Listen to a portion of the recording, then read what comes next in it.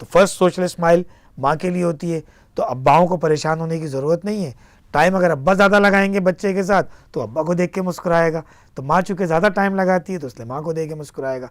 माँ अगर जॉब करती है और नानी या दादी ज़्यादा टाइम लगाती हैं तो अब माँ को ही परेशान होने की ज़रूरत नहीं, तो वो नानी और दादी को, जिसको वो ज़्यादा देखता है, जो उसका केयर गिवर है, उसको देख के वो पहली मरतबा मुस्कुराएगा। अब वो जो थोड़ा सा सर को भी इधर उधर टिल्ट करने लगा है, आवाज़ों का तयन करने लगा है कि माँ मुझे राइट साइड से बुला रही है, माँ मुझे लेफ़्ट साइड से बुला रही है, किस साइड से बुला रही है, तो वो थोड़ा सा आवाज़ों को करके और लोकेट करने की कोशिश भी करने लगा है। हाथ पाँव चलाता है, कुछ थोड़ी सी बैबलिंग या गूंगा शुरू कर दी है उसने अब। तो ये अब हम 2 महीने से आगे बढ़ना शुरू हो गए, तकरीबन हम 2.5-3 महीने के करीब पहुंच गए। तो बाकायदा हमारी गुफ्तगू बेबी हमसे कम्युनिकेट करने लगा है, हमारी आंखों में आंखें डाल के देखता है, मुस्कुराता है। आप उसके सामने गूंगा करें जो माएँ करती हैं तो वो फिर उसका जवाब भी देता है। तो ऐसा लगता है सवाल जवाब हो रहा है कि आपने कोई सवाल किया उसने जवाब दिया, फिर उसने कोई सवाल किया आपने जवाब दिया। तो ये बच्चे की फ़र्स्ट कम्युनिकेशन शुरू हो गई है। पेशाब पॉटी का सिलसिला उसी तरह का जारी है, जो उसकी रूटीन है। वो रूटीन से हटेगा तो फिर आपको डॉक्टर को दिखाना है। रूटीन में चल रहा है तो आपको परेशानी की ज़रूरत नहीं है। वेट गेन हो रहा है उसका, 3 महीने तकरीबन हमारे गुजर गए। अब एक सवाल बड़ा आता है, डॉक्टर साहब खाना कब खिलाऊं इसे? अभी मुश्किल 3 महीने का हुआ है और अम्माओं को जो है वो खाना खिलाने की जल्दी, तो जल्दी ना मचाएं इसमें। WHO के मुताबिक 6 महीने और यूरोपियन सोसाइटी के मुताबिक 5 महीने के आसपास। हम चलें दोनों के दरमियान की बात कर लेते हैं। कुछ बच्चों को हम 5 महीने 6 महीने के आसपास खाना खिलाना शुरू कर सकते हैं। हम थोड़ा सा आगे इस पर बात करेंगे। 3 महीने के अंदर मैंने कहा कम्युनिकेशन हो रही है और वो हाथ पाँव चला रहा है। अब उसने अपने हाथों को भी डिस्कवर करना शुरू किया है, अपने हाथों को गौर से आगे आके देखने लगा है।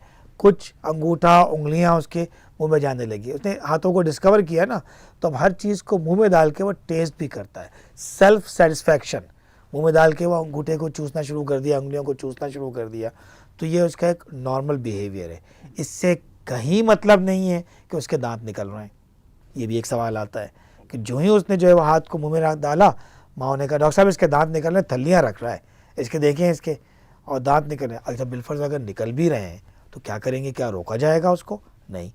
क्या उसको कोई दवा देने की ज़रूरत है दांत निकलने के लिए? बिल्कुल नहीं। न्यू बॉर्न बेबी के भी तो दांत होते हैं, इसको अब डिसिडुअल टीथ कहते हैं। तो दांत तो कभी भी निकल सकते हैं, लेकिन आम तौर पे दांत 6 महीने के बाद निकलते हैं। हम आगे उस पर बात करेंगे। तो मुंह पे अपनी उसकी उंगलियां या अंगूठा या हाथ पूरा मुट्ठी बना के चूसने लगा है, तो ये सेल्फ सेटिस्फैक्शन है। उसने हाथों को डिस्कवर किया था, अब कभी एक हाथ कभी दूसरा हाथ, ये जाने लगा है। 3 महीने के बाद हम समझ लें कि हम तकरीबन 4 महीने की उम्र में अब दाखिल होने लगे। 3 महीने और 4 महीने के दौरान जब उसका हम हाथ पकड़ के उठाएंगे तो जो पहले वो गर्दन जो झूलती थी, जिसमें प्ले था गर्दन के अंदर, वो गर्दन अब ठहरने लगी है। आपको लगा स्टेडी हो गई है, तो गर्दन अब ठहर गई है। तो वो अब जो है वो गर्दन को अपनी होल्ड करने लगा है।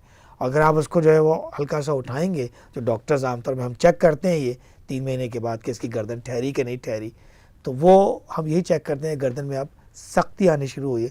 ये वो सख्ती है जो अकड़ कहते हैं हम, तो गर्दन नहीं अकड़ानी है हमें, लेकिन ये वो चीज़ है कि बच्चे की गर्दन जो है वो अब ठहरने लगी।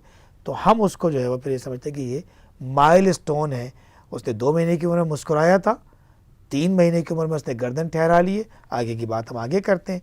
अगर ये 3 महीने की उम्र में नहीं ठहराई है तो हम 10-15 दिन 20 दिन उसको दे सकते हैं कि ये वेरिएशन है। ज़रूरी नहीं है कि 90 डेज़ हो जाएगा तो ये हो जाना चाहिए, ये वेरिएशन है, थोड़ा बहुत उसमें आगे पीछे हो सकता है, ये नॉर्मल रेंज के अंदर है।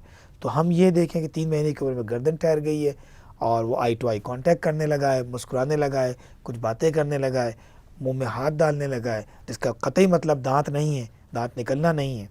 आगे बढ़ते हैं, तकरीबन 4 महीने का हो गया, गर्दन ठहर चुकी थी, अब वो करवट लेने लगा है। बड़ा इंपॉर्टेंट टर्निंग पॉइंट है, बेबी टर्न हो रहा है, आपकी ज़िंदगी का टर्निंग पॉइंट भी। अब इस बेबी को बिस्तर पर अकेले नहीं छोड़ा जा सकता। आप कहते हैं कि मैंने 4 तकिए लगा दिए थे इसके गिर्द, तकियों के दरमियान था। सरप्राइज़ तो बेबीज़ का जो है वो सबसे पसंदीदा मशगला है, वो आपको सरप्राइज़ देगा। आप सोचेंगे तकिया मोटा सा था, इसके ऊपर से कैसे आ गया? 4 महीने का बच्चा ये भी कर सकता है। तो 4 महीने के आसपास वाले बच्चे को या तो क्रिब में हो जिसकी वॉल्स ऊंची हो, या फिर कोई बैठा हो उसके साथ जो उसको वॉच कर रहा हो, उसके करीब ही मौजूद हो, ताकि वो बिस्तर से गिर ना सके। तो 4 महीने की उम्र में तकरीबन बच्चा जो टर्न होना शुरू होता है, 4 से 5 माह की उम्र में। 4 महीने में भी कुछ हो जाते हैं और कुछ 5 महीने में जाके होते हैं। फिर दोबारा बात करूँगा कि वेरिएशंस की बात है। अब आप उसको बिस्तर पे अकेला नहीं छोड़ सकते। मेरी अम्मा कहती हैं कि 3 महीने तक के बच्चे को तो कोई अंधी माँ भी संभाल लेती है, लेकिन 4 महीने के बच्चे में आंखें चाहिए होती है, उसकी हरकत क्या है, क्या करने लगा है। अब आप बिस्तर पे ना छोड़ें उसे, आपको हिफाजत उसकी ज़्यादा ज़रूरत हो गई है। 5 महीने का बच्चा हो गया है वो, अब वो जो टर्न भी होने लगा है, अब उसके सोने जागने के औकात भी कुछ तय हो गए हैं कि अब वो खेलता है, सो जाता है। अब वो बाकायदा ज़िद भी करने लगा है कि मुझे उठा लो। आप उसके पास से गुजरेंगे, क्रिब में पड़ा हुआ है, वो क्रिब में लेटा हुआ है, और वो आपको देख के एकदम रोना शुरू होगा कि मुझे उठाओ। तो चाहता है कि लोग उसके साथ खेलें, उसको कडल करें, उसको गोद में उठाएं। तो ये चीज़ें 4-5 महीने की उम्र में उसकी हुई हैं, और उसके मूवमेंट्स जो है बहुत अच्छी हैं। अब वो पीठ से जो है पेट के बल और पेट के बल से पीठ के बल, ये उसने नया करतब एक सीख लिया है।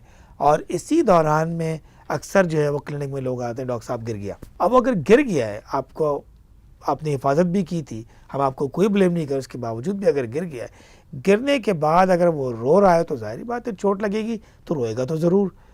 3 चीज़ें हम कहते हैं कि गिरने के बाद बेबीज़ के अंदर या किसी भी गिरने के बाद, हेड ट्रामा हम कहते हैं प्रिकॉशंस के, हेड ट्रामा के बाद जो 3 चीज़ें जिस पे कंसीडर करनी चाहिए, जिन पे नज़र रखनी चाहिए। खुदा ना खास्ता गिर के बेहोश हो गया है तो फ़ौरन इमरजेंसी है, आपने अस्पताल पहुंचना है, वहाँ पे उसको चेक भी किया जाएगा, वहाँ उस पर रखा भी जाएगा, उसका सीटी स्कैन भी होगा। बेहोश नहीं हुआ लेकिन कुछ देर बाद उसको झटके पड़ने लगे खुदा न खास्ता गिरने के बाद, ये भी इमरजेंसी है, आपने अस्पताल जाना है, दाखिल होगा, चेकअप होगा, सीटी स्कैन होगा। उल्टियाँ बड़ी बड़ी करने लगा, आप कहें डॉक्टर साहब शूट करता है उल्टी, भाई ये फेंकी उसने उल्टी, पहले तो नहीं करता था ऐसे। तो इसका मतलब उसके ब्रेन के ऊपर चोट लगी है, कंकशन या कंट्यूजन, खराश आ गई या खून जम गया है। तो ये वो इमरजेंसीज़ हैं। तो हम कहते हैं हेड ट्रामा की या सर की चोट के ऊपर ये तीनों चीज़ें जो है वो न्यूबॉर्न से लेके और किसी अडल्ट तक सबके लिए यकसा हैं। किसी को भी सर पर चोट लगी, अगर ये 3 चीज़ें होंगी तो हम कहते हैं फर्स्ट 48 आवर्स के अंदर, गिरने के 48 आवर्स के अंदर इन 3 में से कुछ होंगे, दिस एन इमरजेंसी। इस पर neurosurgical opinion, admission, CT scan, बहुत सारी चीज़ें आ जाती हैं। तो बहरहाल इन सब से बचना है आपने, तो हिफाजत करें। 5 महीने का बच्चा आपका हो चुका है अब, और ये जो है वो पलटने भी लगा है, और अब आप अगला सवाल आएगा कि इसको खिलाएं क्या।